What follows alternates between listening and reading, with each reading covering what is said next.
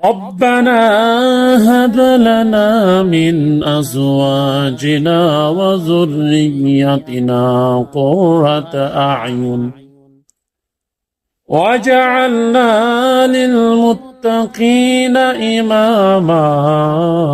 বন্ধুরা, আমি আপনাদেরকে একটি আয়াত শোনালাম। জানেন কি জন্য আয়াতটি পড়েছি? এই আয়াতটি ওই সমস্ত মানুষের জন্য কাজে লাগবে যাদের ছেলে মেয়ে বা স্ত্রী কথা শোনে না, অবাধ্য, দিনদার না, নামাজ কালাম পড়ে না, তাদের জন্য। কিভাবে আমল করবেন? তো যদি চান আপনার স্ত্রী বা সন্তান, ছেলে মেয়ে সবাই দিনদার হোক, দিনকে বুঝুক, তাহলে কি করতে হবে? আপনাকে কষ্ট করতে হবে। কি কষ্ট? আপনাকে 5 ওয়াক্ত নামাজের আদি বানাতে হবে, 5 ওয়াক্ত নামাজ পড়তে হবে এবং নামাজ শেষে এই দোয়াটি পড়তে হবে। এই দোয়াটি যদি আপনি প্রতিদিন 5 ওয়াক্ত নামাজে পড়ে একবার করে পড়েন, ছেলে মেয়ে ইনশাআল্লাহ দিনদার হবে। আর এই দোয়াটির আমি যে বললাম দিনদার হবে, কোথায় পেলাম?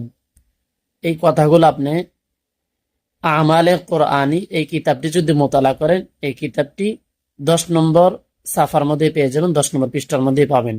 আর এই কিতাবের লেখক হলেন হাকিমুল উম্মত আশরাফ আলী থানভী রাহমাতুল্লাহ আলাইহি। আমল হিসাবে জানতে চান, বিভিন্ন ধরনের আমল আছে, কখন কোন আমল করতে, এগুলো যদি আপনারা জানতে চান, তাহলে আপনারা চ্যানেল থেকে যদি এই ভিডিওটি দেখে থাকেন তাহলে চ্যানেলকে সাবস্ক্রাইব করেন, আর যদি পেজ থেকে দেখেন তাহলে ফলো করেন।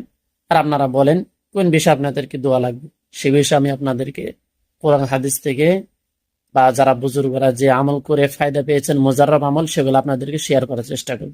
নিজেও আমল করি আমরা, আপনারাও আমল করেন। সবাই আমরা কি করি?